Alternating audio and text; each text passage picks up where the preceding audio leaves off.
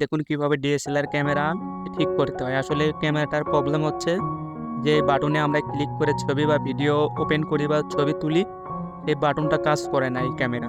তো দেখুন এই বাটনটাই কিভাবে ঠিক করে।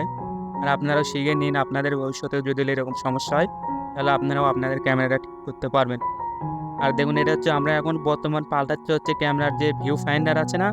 আমরা এখন সেটা পাল্টাচ্ছি, ক্যামেরার ভিউ ফাইন্ডার পাল্টাচ্ছি। তারপর আমরা এটা ব্যাটারি লাগাচ্ছি। ব্যাটারির যে একটা সকেট থাকে না, আমরা সেটা লাগাচ্ছি। এখন দেখুন আমরা আসলে ওপেনের পরে পুরো ক্যামেরাটা আপনাদেরকে খুলে দেখাবো।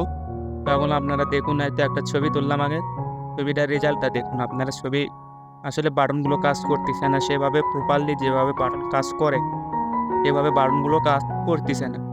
তো আসলে সেজন্য আমরা এখন ক্যামেরাটা খুলবো। আসলে আমরা আগে দেখে নিলাম ক্যামেরাটার সমস্যাটা কী। আসলে ক্যামেরার সমস্যা হচ্ছে সবগুলো বাটন ঠিকভাবে কাজ করতেছে না। তো আমরা ক্যামেরাটা অফ করলাম, অফ করার পরে ক্যামেরাটা খুলে নিলাম। যেহেতু ভিডিও লং হয়ে যাবে দেখে ভিডিও আমরা একটু কেটে কেটে দেখাচ্ছি আপনাদেরকে। তো দেখুন আসলে কিভাবে ক্যামেরা ঠিক করতে হয়। আপনারাও বাসায় তো করতে পারবেন না, ভুলে তো বাসায় আপনারা এসব এক্সপেরিমেন্ট করতে যাবেন না। তাহলে আপনাদের অনেক মূল্যবান জিনিসের বড় একটা ক্ষতি হয়ে যাবে। তো দেখুন আমার মোটামুটি কাজ করা শেষ। এখন আমরা বাটনগুলো চেক করবো। আর দেখুন আপনার শাটার বাটন, সুইচ বাটন, এই বাটন আপনাদের দেখাচ্ছি, ওয়েট করুন একটু। আর তার আগে বলে নিয়ে একটা কথা, আপনারা যারা এখনও আমার চ্যানেলটি সাবস্ক্রাইব করেননি তারা অবশ্যই আমার চ্যানেলটি সাবস্ক্রাইব করবে। আর দেখুন এখন বাটনগুলো কিন্তু অবশ্যই প্রপারলি কাজ করতেছে। এই যে দেখুন আসলে বাটনগুলো কাজ করতেছিল না, আমরা এই বাটনের কাজগুলো সম্পূর্ণ করলাম। আর একটা কথা না বললে না, যারা এখনও আমার চ্যানেলটি সাবস্ক্রাইব করেননি তারা অবশ্যই চ্যানেলটি সাবস্ক্রাইব করবেন, লাইক করবেন এবং ভিডিও কমেন্টে জানিয়ে দেবেন আপনাদের মতামতটি। আমাদের ভিডিওগুলো আপনাদের কেমন লাগে অবশ্যই জানাবেন।